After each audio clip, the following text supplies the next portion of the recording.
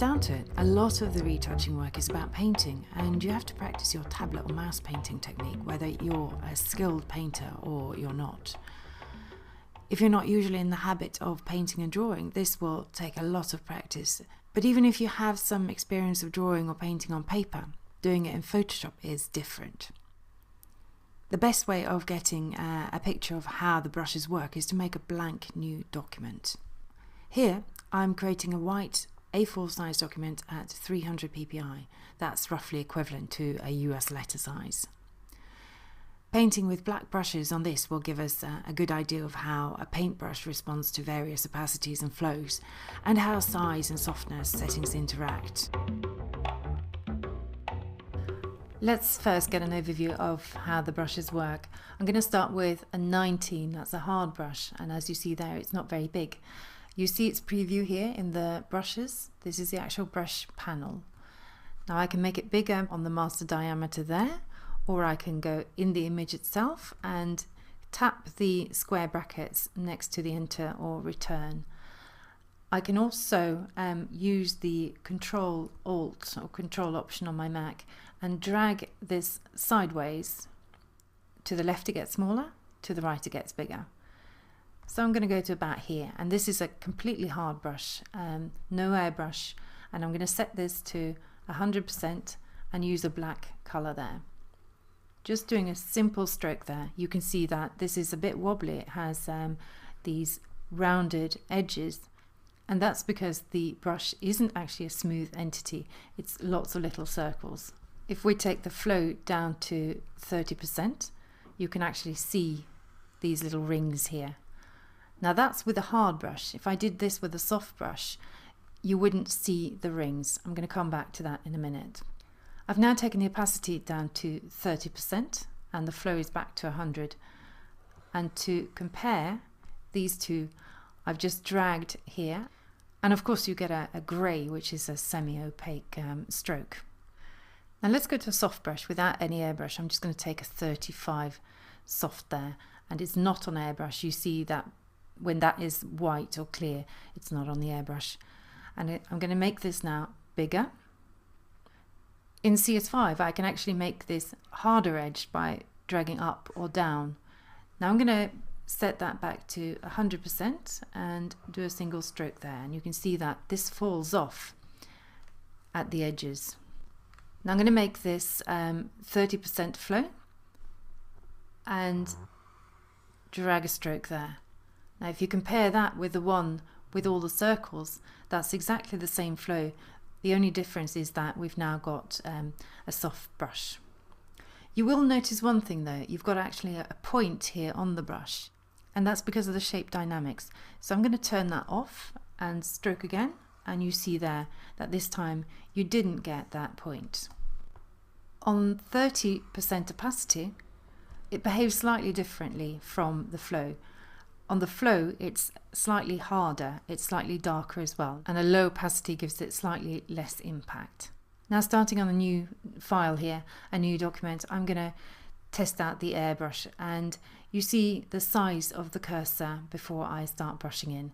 I'm going to brush in with black at 100%. And this is one stroke, or rather it's not a stroke, I'm just holding it down, and you see how it's bleeding outside the size of the brush, and the longer I hold it, the more it expanded. Turning the airbrush off, I'm going to do the same thing, and now you see no expansion. Of course, if I make another stroke here, you see a little bit of expansion there. But there's a big difference between the airbrush on and off, and when you work with the airbrush, you've got to be aware of your speed with the brush. Another thing to be aware of is the size. I'm going to just turn my airbrush back on again and making that smaller. You can see here that this, although it's the same brush, essentially it's the same brush, I haven't picked a new brush, it's much harder edged, and I'm going to go smaller and even smaller, and now you see effectively what you've got is quite a hard brush here. So a big soft brush is always softer than a small soft brush, just because it's got more fall off. Now let's go bigger again, and let's set this to 30% flow and 30% opacity. Now this tends to be my favorite setting. Now for working in masks and revealing things such as skin, for example, this is a great brush here. And you see here how it builds up very nicely. The only thing to look out for really is these rings or these bands here. And you may have to put noise in your masks. You can also, of course, go on the brush settings here and set noise in there, as I've done with a couple of my brushes. I use them interchangeably. Sometimes I use noise, sometimes I don't. I use noise when I think there's a danger of banding. I tend to not use noise if I think the noise is actually going to be visible, because there is no setting on the noise, it's just on or off. Now I want to go back to one little thing here. I'm just going to set the flow to 100%. Doesn't really matter if I'm working with flow or opacity for what I'm going to show you now. Although when I drag 1, 2, 3, I'm not anywhere near 100%.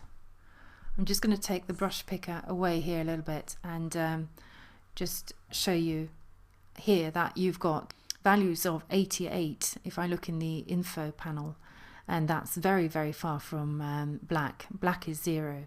So I'm just going to carry on brushing. So I did 3 strokes, 4, 5, 6 strokes. Again, using the eyedropper and looking at it, and now we have 31 in the info. So at 6 strokes, you still haven't actually built it up to 100%. So just be a little bit aware that if you really want 100% opaque, you may not get it, even if you do the maths right. You may have to check with the info panel and make sure you get that absolutely right. Going back to our brushes here, one last thing. The other dynamics has an opacity jitter and a flow jitter. I'm coming back to this in CS5 because in CS5 you have something called transfer instead of other dynamics. Pretty much the same thing, but a bit busier. It's got a few more things in it. But just to note that if you're working with a tablet, you can then set the opacity jitter and the flow to a pen pressure and you get a different kind of stroke. You can also set how much jitter. Jitter is basically irregularity. How much irregularity. Now you don't want a lot of it because you can get these bits of fluff here, and really what you want most of the time is quite regular brushes that you can actually predict. Predictable brushes are much better, believe me, when you're retouching than ones that do their own thing. Now that we've covered the real basics, let's get into some tablet work and the brush dynamics. I've skipped over to CS5 where I've made a nice set of preset paintbrushes, which you can also use. I doubt there's a single professional retoucher out there who retouches with a mouse. The paintwork we do is by nature very fluid and also pressure sensitive, so you can't get fluid movements with a mouse. Because although you can drag with a mouse, it's designed as a clicking instrument which only operates with an on and off action. I use Wacom Intuos tablets, both versions 3 and 4. And unless you're a trained painter who also paints with the whole arm, there's no need really for the largest tablet. If you paint from the hand like I do, you can use a medium or even a small tablet. It's what you get used to that matters. And of course, other brands are available. Don't get me wrong, you're not expected to make a painting as you retouch, but you should be able to control a brush. So I thought I'd show you the workings of some of my brush presets by painting an eye with a little help of some selections. I really do recommend that you replicate this exercise. I'm sure that a lot of you can do better than me. Starting with a completely grey document, we're going to pick from the presets an oval eye brush. As you can see, this brush actually has an oval shape to it. You can angle the brush as much as you like. You've also got some scattering on it with pen pressure. Transfer in CS5 is pretty much the same as other dynamics in previous versions of Photoshop. As controls for this, I have opacity jitter set to pen pressure, flow jitter set to pen pressure, and the values there are set so that the brush falls off nicely on the edges and you don't get these pointy edges, you get a round edge here. We also have noise and airbrush, and it's set to smoothing. These are uncontrollable, they're just on and off. Now I'm going to load the eye white mask just to work with my slightly feathered selection here. I'm now on the inner eye layer and I'm picking a colour just a little bit brighter than the grey colour that we've got here all around. And I'm now just setting the brush size, and I'm doing that by pressing Control Alt on my Mac here and dragging the brush sideways, and I'm just brushing in just a little bit with this colour, just giving it about halfway pressure there. It does fall off to the sides, but pretty much it covers the whole area. Again, I go to the presets and pick a brush, and this one's for the iris. So I'm now on the iris layer, and the brush looks like this. It has lots of noise in it, actually. It has the noise turned on, and you really see the noise on this one. It is an airbrush, and it's set to smoothing as well, and both controls that are set to pen pressure. I'm loading the iris selection, which is also feathered, and just making the brush a little bit bigger, just using the brackets this time, and painting that in there. As you can see there, it falls off from the middle. Now I want to work on the iris with a much smaller brush, so I'm picking now an iris brush from my presets there. And this one's a bit irregular. It's a very small brush, and I'm just starting out, just getting a feel for this pattern. And remember that I have a selection here, although the selection is hidden. I've pressed Command H here to hide my selection so it doesn't get in the way. I feel that I need a pupil in here so I can visualize what I'm doing. So I go to the pupil layer and I pick myself another kind of brush, which is an opaque semi-hard brush there. I'm just painting in there, 2 clicks really, just not dragging the brush at all there, just clicking it. Now I'm back on the iris layer and I'm keeping on there. As I can see there, I've actually got the pupil just a little bit off center, but I can rectify that later. I can just pull that a little bit over. The strange thing here in CS5 is that there is a little bit of a lag on the brushes, as you can see here. I don't know why that is, but it is so. So you really got to watch out for that, so you don't paint any further than you need to. That means that you have to have quite a lot of confidence as well as you paint. What I'm doing really is just scribbling with the brush there, just scribbling away from the outside in really, and changing direction sometimes as well, because then your hand has a slightly different movement and you get a little bit of crisscrossing, which is actually what you want. You don't want too much perfection here. That would look completely artificial. So you can think of it as dragging from the center outwards or from the outside and in. Now the way that you'd normally work with this when you're actually retouching is that you would use it to dodge and burn, to make an eye a little bit sharper, to make the iris a bit sharper. I'm just zooming out a little bit here and picking a new brush, and this time it's an airbrush, and I'm still on this layer, and I'm going to just use a 30-30 airbrush to darken around the edges a little bit. As you see, I'm using black there if you look at the foreground swatch. Most eyes are a little bit darker on the iris around the edge, so we're just deepening that a little bit. I can even do more later on. And remember, I've got my selection, so all I need to do here is just skim it. I'm going into the middle of the eye, and of course I'm working below the pupil layer and using white there to lighten it a little bit. I'm deselecting now and going to the catchlight layer. I've got a special brush here for the catchlight. It's just a really hard brush. Catchlight is never soft, and it's just completely irregular.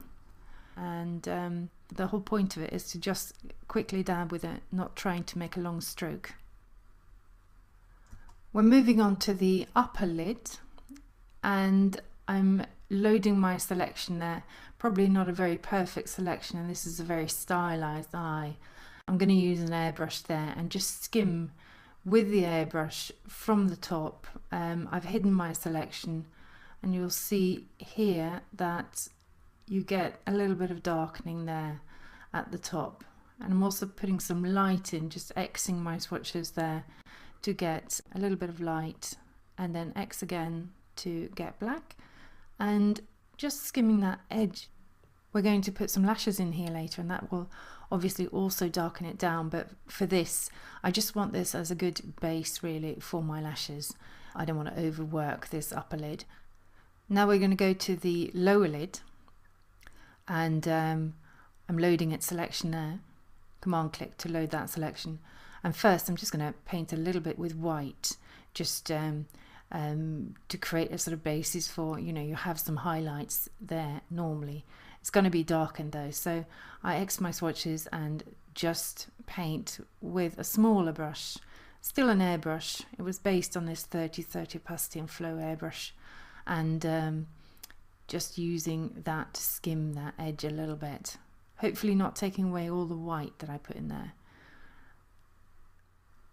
You can kind of fiddle forever with the upper and lower lid just to get it right, strengthening a little bit more on the upper lid there and making it ready for the lashes, which is the next thing that we're going to be working on now. So we're going now to an eyelash brush, which has a little bit of fall off. It's a very small brush at 3 pixels. It has a flow of 32 and an opacity of 100. And I'm just painting some guide lashes here. My first lashes are very important, so I go quite slowly on these. And this is real time, and the process is going to be speeded up as we go later on. I'm not going any below the lashes. It is allowed to undo if you get something wrong. I'm making very straight lashes here. I'm not really going into the eye. Later on I'll be going a little bit down before I go up. So just the middle here is sometimes a bit hard. I tend to paint from each side and into the middle. In the middle they go in different directions, so you have to be a bit careful there. Now I can start working a little bit rougher and harder. Also I'm shaping it a little bit more down before it goes up. As you know, lashes do go down before they go up again. My pen pressure here is just medium, I'd say. So the lashes are not fully black, but remember they are on a separate layer, so if you need to darken them down you can actually do so, either with a burn or actually a curve on it. I don't like lashes that fall off too much. Mascaraed lashes tend to not fall off at all. They tend to be a bit clumpy, and there is actually a slight built-in clumpiness to this lash brush, but because it's so small you can't see the clumpiness. It is there though, so it's as irregular as it can possibly be. Sometimes I just have to go back a few steps, Option Command Z, and go back a few steps and redo it. There's no shame in going back. You've got to get these lashes right. It's very hard to pick one lash out later on and remove it. We are going to go a little bit on the edges here with an eraser. Now obviously the whole point of this is not to make a painting, it's to get practice on how to fill in eyelashes that are already there. Now I'm painting completely freehand. I'm not even looking at an image here, so this is complete fiction. The whole point of this is really just to get practice in how to paint, how to use the brush, how to use your hand as you're creating these lashes, making sure you don't make spiders that look too regular and not too irregular either. Now as I move on, I'm speeding up the process, and I'm also speeding up the recording just a little bit just to get on with it, but most of this, what you've seen here, has been in real time, and it is actually a good thing to be able to work quite quickly. If you work too slowly you may overthink it a little bit too much, and you won't be able to really let go at the end. My technique really is to just press quite hard at the base of the lash and then lighter at the end of the lash. Now I'm going to take the eraser. I'm just going to the eraser presets there, and I'm just going to choose there an airbrush and just get rid of some of the lashes that are a bit too long there. Now, they are a little bit soft, but I think that can work here. We're not going for this heavily mascaraed look. It's great, isn't it, when you can make it up entirely. Okay, we're now going to go to the lower lashes, working very carefully, and I've taken this brush down to a size of 1 pixel, going very carefully there and putting in some very light lower lashes, shorter towards the inner corner. And now I'm going to speed up this a little bit, so we're going to move on to the finished set of lower lashes there. Well, probably finished. And we're now going back a little bit to work a bit more on the inner eye. I'm going to load the selection again for the inner eye, and I'm back on that layer. And I'm now going to work in a little bit of shadow. When you've got eyelashes, you will always have a bit of shadow in the eye, and also shape the eye a little bit better. Just putting in a little bit of shape in the corners and around the edges, so that you get this spherical shape to it. There's a lot of doing and undoing. I do a stroke, I assess it, whether to undo it or accept it. For each stroke, I have a little look.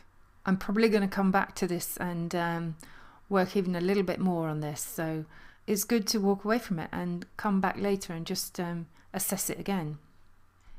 Now we're going back to the iris, and I'm just putting in a little bit of shadow below the eyelashes there on the iris, just to get that same feeling there, and back again to the inner eye and just putting a little bit more shadow there. I could go on and on doing this work. There are obviously some time constraints on doing this for you, so I'm going to revisit this and show you what I end up with later on. Now what we've got here is a very stylized eye, and again I have to emphasize that you won't be called upon to actually create an eye from scratch when you're retouching. It's more a case of knowing your brushes, working with the right brushes, having the right brush technique, and when you're dodging and burning or painting on a mask, you can then be confident about the brushes that you're using.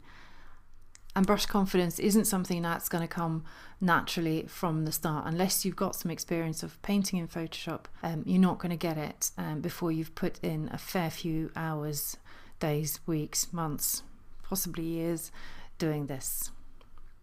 I've now got a skin layer here. In fact, I'm going to just delete this layer and make it from scratch again. So I've deleted the layer and Shift Command N to make a new layer, which I'm going to call skin.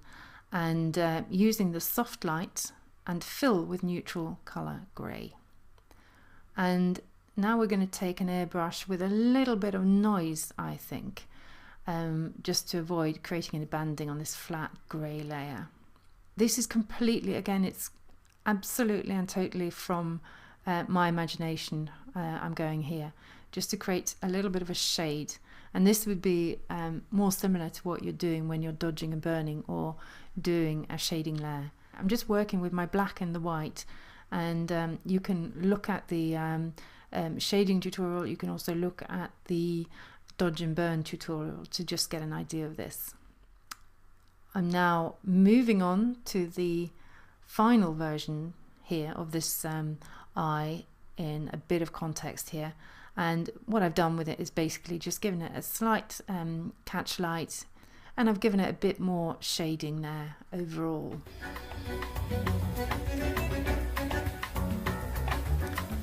Just finally going back to my tool presets. Now tool presets aren't actually new tools, they are just settings for the tools, and I'm just going to go through the ones that I've used here. First of all, I started out with this oval eye brush. I then went on to the iris with an airbrush just to create a base. I'm going to zoom in here so I can actually find this very subtle iris brush that I used here, which is this one. This is one stroke with the iris brush, and you can see here how very, very subtle this is. I then went on to create a pupil using this semi-hard edge brush, which is completely opaque and black.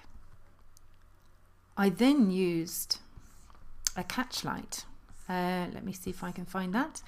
Okay, I put that against black here, but this is the catch light brush.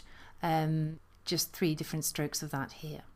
I did use the airbrush quite a lot, and I also used obviously the eyelash brush which we've got here. If you want to use these brushes, they can also be quite instructional in that you can examine the settings of the brushes. You can change the settings, play with them, and then just go back by clicking on the preset and pick the brush up again.